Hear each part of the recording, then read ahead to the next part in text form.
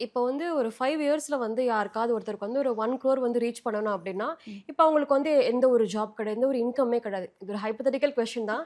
So எந்த job, எந்த income இல்லாம அவங்களால 5 crores ரீச் பண்ண முடியும் அப்படின்னா, எந்த மாதிரி ஸ்டெப்ஸ் எல்லாம் மேம் எடுக்க வேண்டியது இருக்கு? இப்போ வந்து அவங்களுக்கு இப்ப 2 ஆப்ஷன் கையில இருக்கு அப்டின்னா, ஒண்ணு ஜாப். இப்ப நான் வந்து ம். ஒரு ஏர்னிங்க்கு நான் போறேன் அப்டின்னா, எங்க அவங்களுக்கு அதிகமான பே கிடைக்கும் அப்டிங்கிறத தெரிஞ்சுக்கிட்டு, அவங்களோட நாலேட்ஜ அதுல இம்ப்ரூவ் பண்றதுக்கான ஒரு ஆப்ஷன்ஸ பண்ணி மேக்ஸிமமா இன்வெஸ்ட் பண்ணலாம்.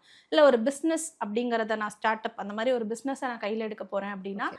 ஒரு 5 வருஷம் சொன்னீங்க இல்லையா? ஃபர்ஸ்ட் இயர் ஃபுல்லாவே அவங்க வந்து அவங்களுக்குள்ளேயே அவங்க இன்வெஸ்ட் பண்ணிக்கணும். ப்ராப்பரா அத பத்தி நல்லா தெரிஞ்சுக்கிட்டு, நான் அவங்களோட நாலேட்ஜ இம்ப்ரூவ் பண்றதுக்காக, அவங்கள அவங்க வந்து அப்கிரேட் பண்ணிக்கிறதுக்காக இதெல்லாம் பண்ணலாம். அடுத்த வருஷம் பார்த்தா, அதுக்கான கரெக்ட்டான ப்ராடக்ட் ரிப்பீட்டடா டிமாண்ட் அதிகமா இருக்கிற ப்ராடக்ட்ட ஒரு ஸ்டார்ட் அப்பா எடுத்து அவங்க பண்றாங்க அப்டின்னா, அது வந்து மக்கள் கிட்ட கொண்டு போறதுக்கு இப்ப நெறைய சோர்சஸ் அவைலபிளா இருக்கு. சோசியல் மீடியா நம்ம கண்ணு ம். முன்னாடி இருக்கு.